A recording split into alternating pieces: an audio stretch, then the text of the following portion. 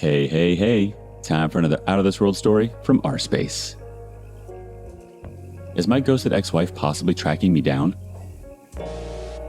My original post was removed several times, but someone told me it was reposted somewhere. But to rehash my original story for clarity, I posted a few months back about ghosting my ex-wife, when I found out she was cheating on me with a coworker, which I witnessed firsthand by following her. After confronting her several times and getting nowhere, I mentally threw in the towel. My course of action was to leave her and ghost the living hell out of her. To be clear, we still had separate accounts and no shared assets, so I was able to cleanly do this, and completely moved out of the apartment we shared. I moved out of the city onto a parcel of land in a trailer I bought from a friend. Once she came back from her trip, all that was left was a note and my wedding band. Since that time, my living situation has been great and I live pretty simply. Since I'm a remote worker in a technical field, I can work from anywhere and jump on a plane when I'm needed elsewhere, as long as I have good internet service, which fortunately, I do. My intention was to sort myself out and had just contacted a lawyer, but she beat me to it, and we had an uncontested divorce. Here is the problem. I bumped into a mutual friend a while back, and she mentioned that my ex-wife was outed at work about the affair, and things did not go well for her or the guy she was cheating on me with. I stopped her from telling me anything more because that woman had done enough to me, and I really didn't need to hear about it. She also said that my ex is still wanting to contact me and wants to get back together, beg for my forgiveness, etc. I didn't really believe her, and she was adamant about it. I told her not to say anything about seeing me, and she agreed. I have no desire to do anything about talking to her again, let alone seeing her. But 3 days ago, I saw my ex in a coffee shop sitting by herself, in a little town near where I live. It's kind of a recreational tourist area, but this is several hours from where she lives, and this cannot be a coincidence, can it? I almost stopped in there for a coffee myself, but she was looking on her phone, so I didn't think she saw me. But I think since I have since grown a heavy beard and am wearing my hair shoulder length, she probably wouldn't recognize me. My reaction, like before, was to bolt, like I had just seen Satan himself, and I got out of there as quickly as stealthily as I could. Anyway, I thought I was pretty untraceable, and now I'm not so sure. Is my behavior normal? I'm also thinking about talking to a counselor or someone about this flight mode I have been getting into when it comes to dealing with my ex. Up until this happened, I was really content and living a great solo life. A friend of mine was wondering if she had gotten a PI to track me down. Should I just leave it alone or hope for the best? Update 1. Just wanted to update on the situation I found myself in with my ex-wife and have rewritten this about 5 times to make it legible. As mentioned in my previous post, I was concerned that my ex-wife was trying to track me down in an attempt to reconcile or something. I had moved some 2 hours from where we used to live. I saw her last weekend in a coffee shop I go to frequently in the town that is near to where I live. I was suspicious that it was not a coincidence that she was there. Luckily, I was able to leave before she saw me. Update 1.1. I came back into town this past weekend to grab a few groceries and went to grab a coffee in the place I usually go to, as well as work on some documents I needed to fill out for work, using their free internet. After finishing up, I left the coffee shop. While I'm walking towards my truck, I hear someone yell, "Paul?" I look across the street and, oh shit, there's Kathy, my ex, waving at me. Armageddon had finally happened. I stood there in shock. She runs across the street and approaches me and reaches out to me, expecting a hug, and I instinctively hold my arms out with palms out, and she stops. She looks at me really hurt. She then says, "Paul, I have been looking for you. I heard you moved out here and wanted to see you. Can we talk?" I feel like a trapped animal, guys. I really did. So I relented and said, "Okay, let's find a table or something and we can talk for a minute." She asked if we can go to my place, and I just flat out said no. She follows me down to a bench outside a little shop at the end of the block. She starts by saying how much I've changed and how she loves my new look, my beard, blah, blah. She liked how my physique had changed, how I looked so fit. She puts on a good act, and guys, she looked hot. She had on these little white shorts and a tank top and her hair in a ponytail like I used to like. My radar was on high alert, and I could tell she was really turning on the sex appeal. I had to really rein myself in here and see where this was going. She starts out by apologizing about the whole affair thing. She says karma really hit her hard after I left. Her company learned of her affair and basically made things so unpleasant that she quit. Her affair partner, who had a fiancé at the time, got a reprimand and was moved to another position within the company. He blamed her for his having to move, and she retaliated by telling his fiancé everything, which resulted in them breaking up. She lowered her head a little and started crying. I just sat there looking around, not having anything to say. She straightened up, and she stared at me for a bit. I asked her what she wanted from me. She wanted to tell me that she never intended to start an affair, that she felt like she was drawn in by all the politics and positioning in the company, and thought the affair partner really manipulated her with his charisma and power within the company, and then she stupidly thought she was using him as much as he was using her. She was going to come clean with me, especially after I accused her of having an affair. She hated herself during that time, and the after-work drinking was for her attempt to medicate from the guilt. That right after I left her, she felt so foolish, so alone, like her heart just imploded with loss. She immediately broke things off with her affair partner. She felt that since I wouldn't contact her or talk to her, that she had to find me and see if she could make things right for us, and if we could start over again. She knows we are divorced, but maybe we could have a clean slate.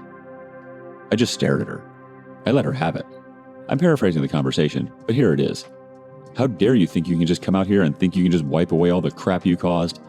I'm to forgive everything you did to ruin our marriage? I told you before, if you cheated on me, we were through. There is no forgiveness. There is no reboot of this relationship. You killed it. You destroyed what we had the minute you stepped out on me. How stupid do you think I am? I followed you one night and saw you go into a hotel together. Do you know that? I then realized that I had been raising my voice and people were staring to notice. She started to sob. She grabbed my arm. I let her cry on my shoulder a little before nudging her away. She looked up at me. I deserve all of this. I know I do. Can you at least let me take you to dinner or something? I don't want to leave. I want to talk more. I want to make sure we have everything out in the open. I need time with you that you didn't give me before. Please, Paul. I know you may not want to hear this, but I love you so much. I didn't know how much I loved you until you left me and broke me. And I broke you just as bad. I can't forgive myself. I don't want to forgive myself until the day I die. She started hyperventilating and sobbing so bad that I pulled her up and hugged her. I know. I felt like that was the only thing that I could do to maybe calm her down. At that moment, I realized I did actually break her heart, like she broke mine. I started walking with her and then found a nice quiet path to walk on, and things settled down a bit. I then asked her how she found me and did she hire a PI or something? She laughed a little and said no. She thought about it though. She ran into Stacy a couple of weeks ago and she asked her how things were going. Stacy let it slip that she saw me. Kathy made her spill every single detail.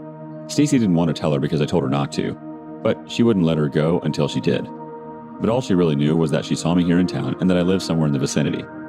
So she started coming here on her days off to see if she could find me. She really blushed when she said that. I kind of chuckled. That damn Stacy can't keep her trap shut. So we did go to dinner. We found a nice little place with a patio. I made sure we didn't drink anything. I didn't want any excuse for her to soften me up or claim she was too drunk to drive back. We actually had a good talk. Afterwards, I walked her to her car. She wanted to stay and pressed me hard on it and wouldn't relent. She hadn't been with anybody else since I left and swore up and down I was the only one she wanted. I told her no. It's still way too soon for me to go down that road. She begged to see me again, but I was non-committal. I gave her my new email address, but that was it. She wanted my phone number, but I told her no. You'll just blow it up with texts and calls. She cried about that one. She said she would be back in town next weekend if I was interested. I didn't say anything to that. She said she will email me and tell me all the details of when and where. Before she left, I asked her point blank if she would forgive me if I had done the cheating. She sat there thinking, and she said, yes, she would in time, but only if we saw a marriage counselor or if we could work through the healing process with lots of talking and maybe even a binding agreement. I said, okay, maybe I could do that 5 to 10 years from now. She said if that's what it would take, she would wait. She then took my hands in hers, looked me in the eye, and said something that really surprised me. She said, God damn it, Paul. I will always love you and will do anything to prove it. At that, she left. I was still so shook by that. She said it with such conviction. I still can't see myself back with her. I feel better though. Right now, I can't even see her as a friends with benefits. Maybe a friend.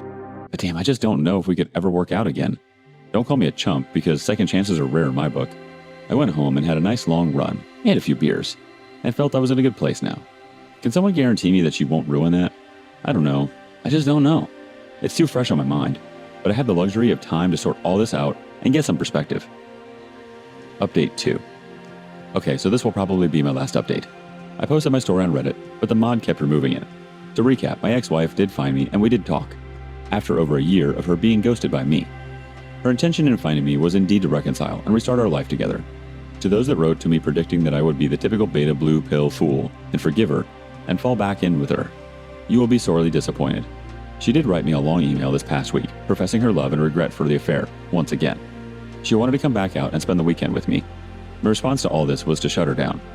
I have been perfectly content to live the solo life for now, living in my remote location, and keep my situation as uncomplicated as possible. I have enjoyed the company of several women and friends, and at 32, feel there is no hurry in changing things up.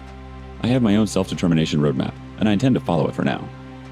So, in answering her email, I refused to give her my new phone number. I laid it all out. I told her no, I do not have any intention of reconciling with her. She made her bed, and I no longer trust her, nor do I know her any longer. I wish her the best and will consider her a possible friend, maybe someday, in a future yet to be determined. My vagueness really frustrated her. She replied with something very telling. She was, of course, thoroughly disappointed in my response, but she also informed me that she had accepted a job offer several states away, and her real intention all along was for me to come with her. She knows my job is remote and I can live anywhere I choose, and she thought that I would consider coming with her, and in exchange, we would have a brand new start in a brand new location. She had little time left before she would be leaving and wanted to see me in person, and put the hard sell on me. Fortunately for me, I have to leave for business for a week, so our time is up. Thank God. So, she will be gone from my life now. I imagine I will get a few more emails for a bit longer, but in time, I believe she will realize her time with me has expired, and she will have to find someone else. And she may cheat on them too. Just thought I would share the update. So guys, live your best life. Get rid of that old baggage and empower yourself to move forward. Good luck to you all. Alright, let's get a couple quick comments and call it a wrap. Insane Ike 22 starts us off. She found out what most cheaters do not or will not understand. The grass is dead when you cheat with another cheater. The whole relationship with cheaters are built on lies, deceptions, and ego. You are doing the right thing. Werewolf L84 says, good ending and good luck. Find someone new and enjoy your life as much as possible. But one thing I don't get is why she is so determined to find you after what she did. I missed her last part, so I didn't see her conversation with her. Can anybody fill me in on what happened in the last update? Our final comment is from ForRealY65. Congratulations, wishing you continuing success in your future and that you find someone when you're ready.